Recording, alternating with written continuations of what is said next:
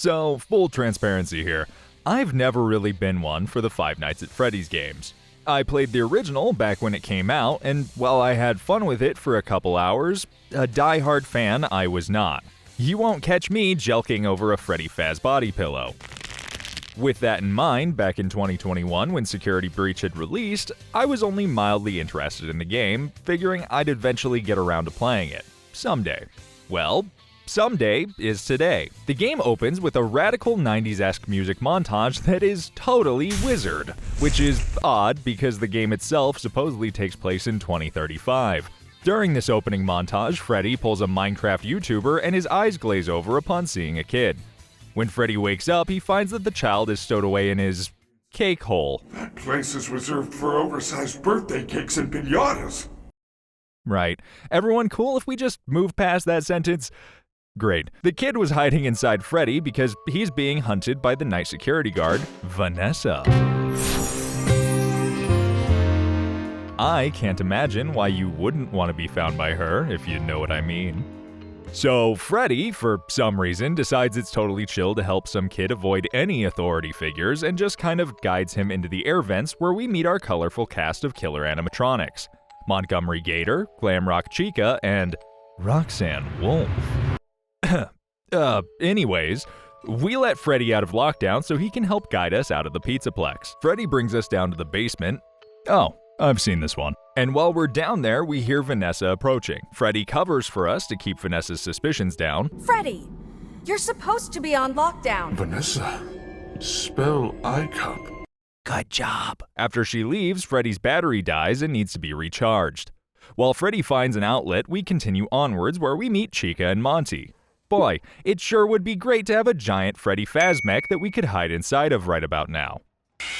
This is where we get introduced to the camera mechanic as Monty and Chica chase us into the security office in a fitting homage to the original games. For some reason, we're able to tap into the building security cameras on our toy Fazwatch. Look, I know this game was primarily made for kids, so I won't question this too much, but could you imagine if the souvenir Mickey Mouse watch you got from Disneyland could tap into the park's security cameras and Disney was just like, yeah, that seems like a feature we'd like to keep in the children's toy? Getting out to the lobby, we're met with my first real problem with this game. These security guards wander throughout the different areas, and that by itself would be totally fine. The problem comes from the laziness of their implementation. If you get caught by them, one of the main animatronics uses instant transmission to appear behind you and immediately breaks into a chase. I really don't like this. A better implementation would be to either have the guards send an alert that causes the animatronics to run to the area, or have the guards follow you with a siren alerting any nearby animatronics until you can evade the security bot that caught you. Fortunately, their cone of vision is smaller than my dick, so it's fairly easy to avoid them. Navigating past Chica and the robo-snitches, we eventually find ourselves in the daycare. Hands down, this is easily my favorite part of the game. The daycare is run by the attendant, Sun, a happy, silly little guy that is completely sane and only wants the best for us, the player. As long as we keep the lights on. Yeah, so this section is the gleaming beacon of light in Security Breach. You see, our normally cheery, neat freak's friend Sun becomes a deranged murderous maniac named Moon the second the lights turn off. This does seem to be a bit of a design flaw, I'll be honest, but surprisingly, it's not the thing that had me scratching my head. No, the thing that had me actually questioning design philosophy in this fictional kids' daycare is that the backup generators for the power are haphazardly strewn throughout the massive play place, complete with power cables laid out and winding through the tunnels. Once again, I know I'm not the target demographic, but there wasn't some slightly more believable way of designing this objective. After successfully getting the power back on in the daycare center, Sun, now frustrated with us causing trouble, throws us out and signals for the other animatronics. Quick side note here. This kind of plays off my earlier point with the guards just teleporting Chica to our location, but this small segment really shows off the weird jank and overall laziness of some of the mechanics. When we get swarmed by animatronics at this point, Freddy shows up and we climb back inside his party orifice, right in front of Chica, and she just immediately forgets about us. I understand the point of making it a hiding spot, but it definitely took me out of the moment being able to just disappear when they absolutely saw where I hid. It's like they don't have object permanence.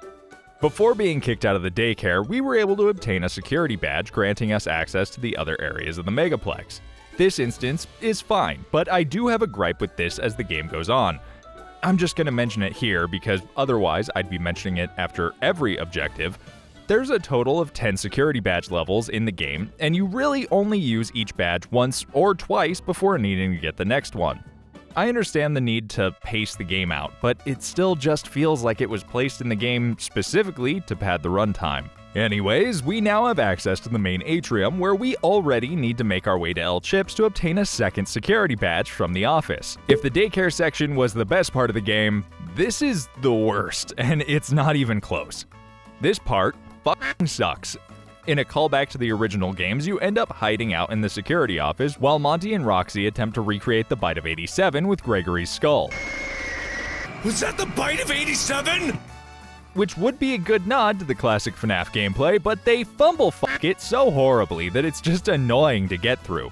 While hiding in the office, you need to run back and forth between the doors and press the buttons to seal off the office. You also have to monitor the battery levels while juggling the doors. The problem with the design of this comes from the fact that there's only like one camera that only sees a single side, so in order to fully see where an animatronic is, you need to stand at one door and look out, leaving yourself open for the taint tickle of 2035. This feels a lot more like we have FNAF at home, and just doesn't translate well to this first-person gameplay perspective. Oh, and after I finished this section, this happened.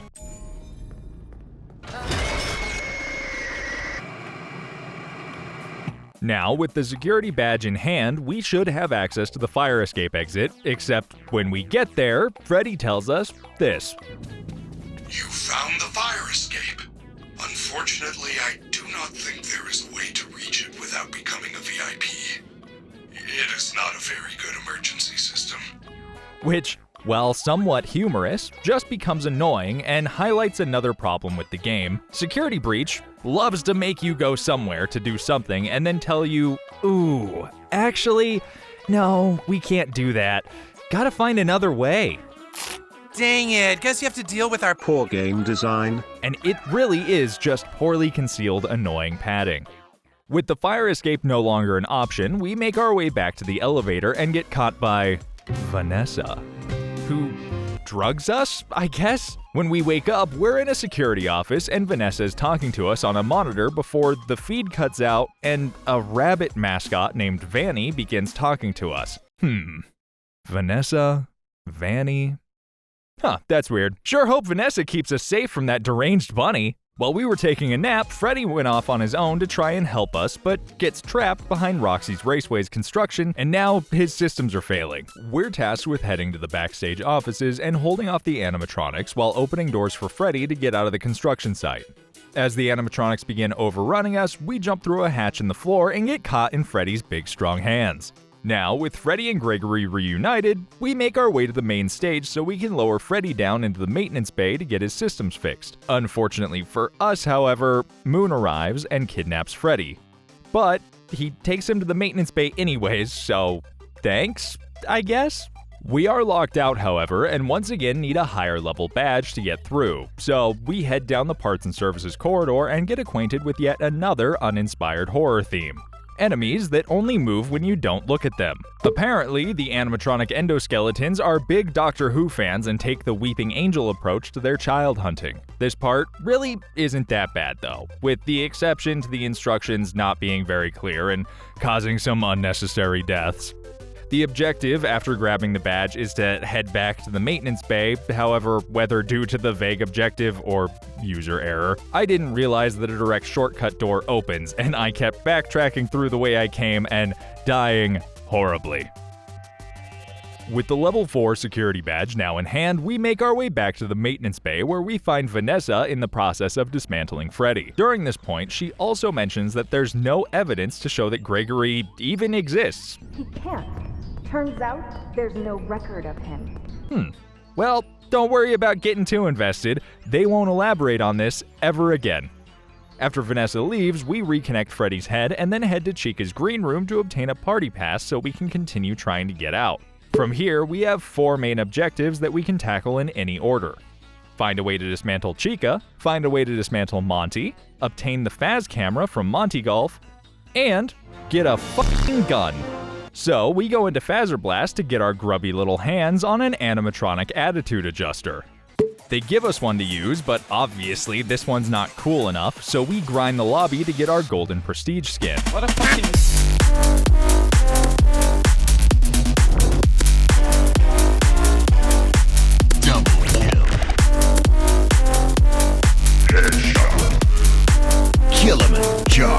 After reliving the 2009 Call of Duty experience, we obtain our prestigious golden gun and head out to find a way to spawn camp Chica. Oh, but hey, while I have you here, did you know over 70% of you aren't subscribed?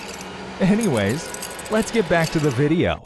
This is where I actually had to start using guides because from here, the objectives and guidance on what to do more closely resembles that of a mid-90s point-and-click adventure game. In order to find out how to dismantle Chica, we need to head to Bonnie Bowl and make our way to the back of the kitchen where we find a random collectible that turns out to actually be a key item.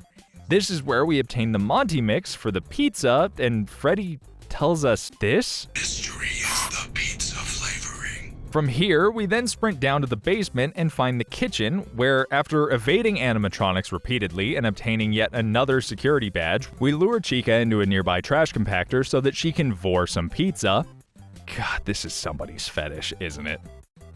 And then we take her voice box. Somehow, this doesn't kill her, but, whatever, I guess. Now, with Chica's voice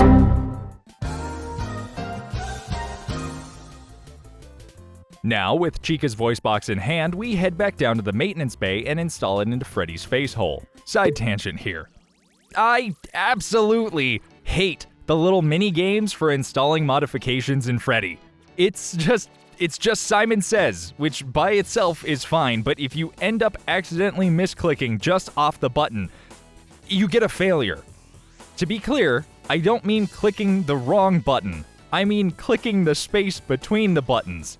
It's not a problem when you focus on it, but I may or may not have been in a state of inebriation, so honestly, I was just lucky to be clicking in the general area of the correct button. These failures also bring me to another point. There's no autosave in the game. It's all done through saved points littered throughout the game, but unfortunately, they're not all that common and fairly spread out, meaning in cases like this, where you mess up, you respawn all the way down the hall and have to run back and reinitiate the whole minigame, including cutscenes, over again, as opposed to just restarting at the beginning of the segment. I had to reload and run back an embarrassing amount of times and was yelling in frustration by the end of it.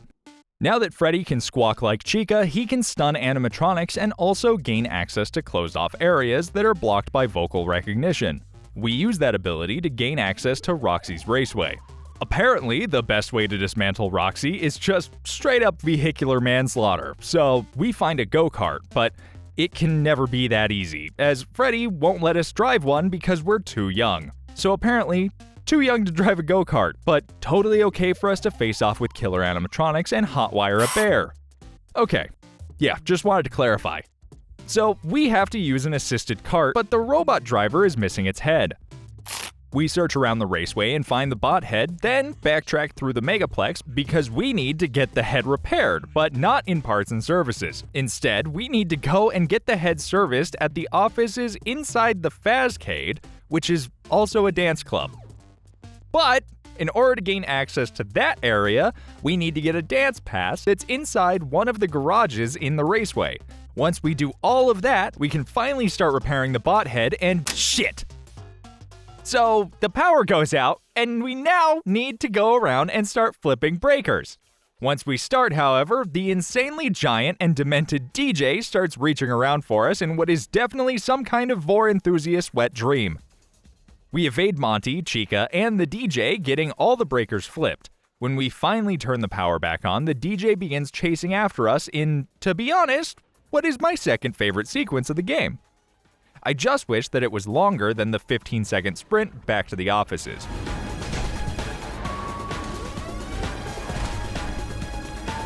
Now, with the refurbished bot head in hand, we head back to the raceway and attach it to the body of the robo-driver. This is followed up by a cutscene that is what I can only describe as comically hilarious.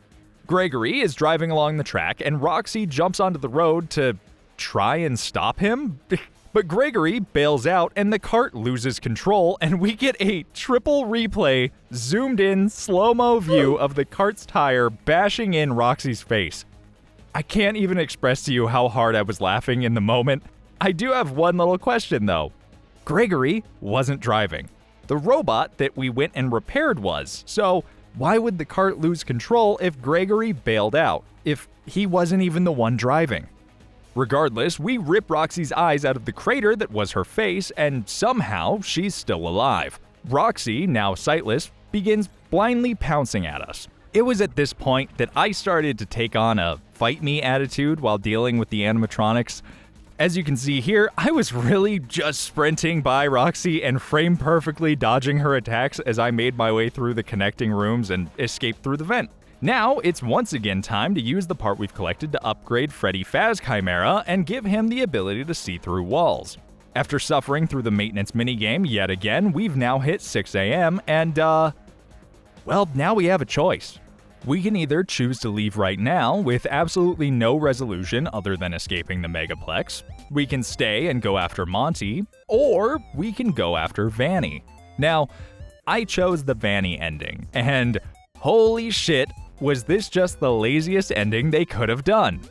Absolutely no questions are answered, no story payoffs, nothing. Upon selecting the Vanny ending, we get a cutscene of Freddy getting absolutely fucking bodied. Like, immediately. Then we get a gameplay sequence that might as well not even be there.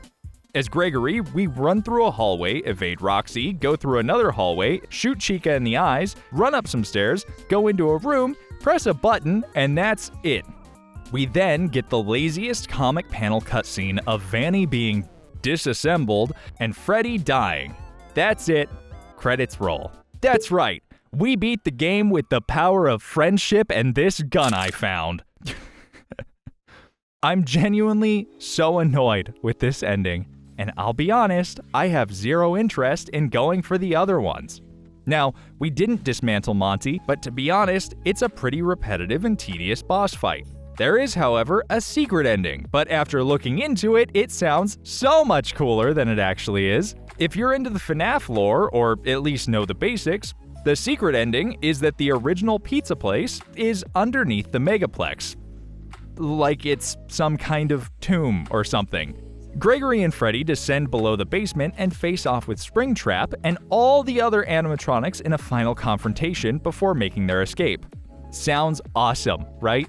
Except it's once again just pressing buttons to close doors and occasionally turning on some furnaces to burn Springtrap, who you only see through a couple monitors. And that's it for FNAF Security Breach, a 2-hour game stretched out to 10 with more backpedaling than my ex-wife. There is a DLC, but it's pretty quick. The Ruin DLC focuses on a new character, Cassie, who has come to the Megaplex in search of Gregory, who has sent out a distress call claiming to be trapped inside. A vague amount of time has passed, though seemingly only a few months, as the characters are still children, but the state of the Megaplex would imply that years have passed. During her search for Gregory, Cassie obtains the Vanny mask, allowing her to use AR to solve various puzzles and phase through objects somehow. The DLC also introduces a tool allowing Cassie to route power to doors and other electrical devices. Throughout the DLC, you'll encounter rundown versions of Monty, Chica, Roxy, a corrupted version of Sun and Moon named Eclipse, and a new animatronic named Mimic, who is actually pretending to be Gregory the whole time. Apparently, Mimic was introduced in the books at some point, but just like in the base game, there's not much story here, and each of the 3 endings are fairly ambiguous. I get that the franchise is built on theories and ambiguity, but at a certain point, you've gotta ask, if a series is almost entirely written by its fans, does it even have a real story? And for this being the first big-budget, first-person survival horror game in the franchise, the story across both the games and the DLC feels so fucking lazy, it's insulting. Remember a ways back when I mentioned that Vanessa tells Freddy that there's no record of Gregory ever existing? Well, that's never followed up on. There's nothing. I even looked it up, and it's apparently there to add to the intrigue, which is mediocre dev speak for we couldn't make a good story. I'll be honest, I hated my time with this game.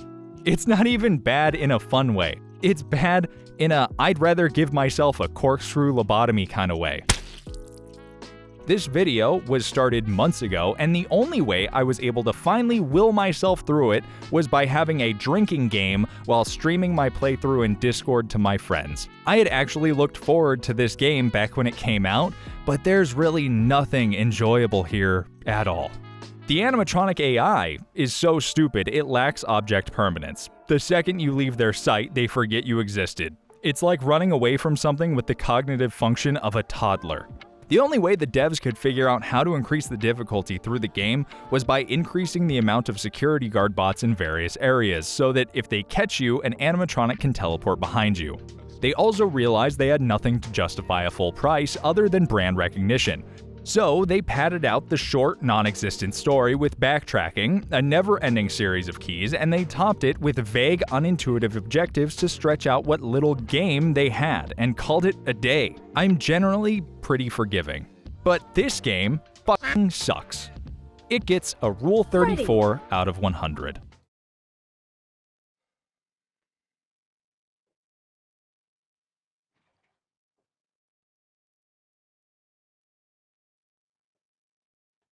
I had to take a walk after that one. I'm just kidding. I didn't take a walk. I don't go outside. So, if I did, I wouldn't get angry over video games. Anyways, as always, I appreciate the hell out of your support. And, it would mean the world to me if you'd click that little subscribe button down there and maybe like the video. Maybe leave a comment too. That'd be pretty cool. Anyways, thanks for watching. I've been Kel, and we'll see you on the next one. Bye-bye!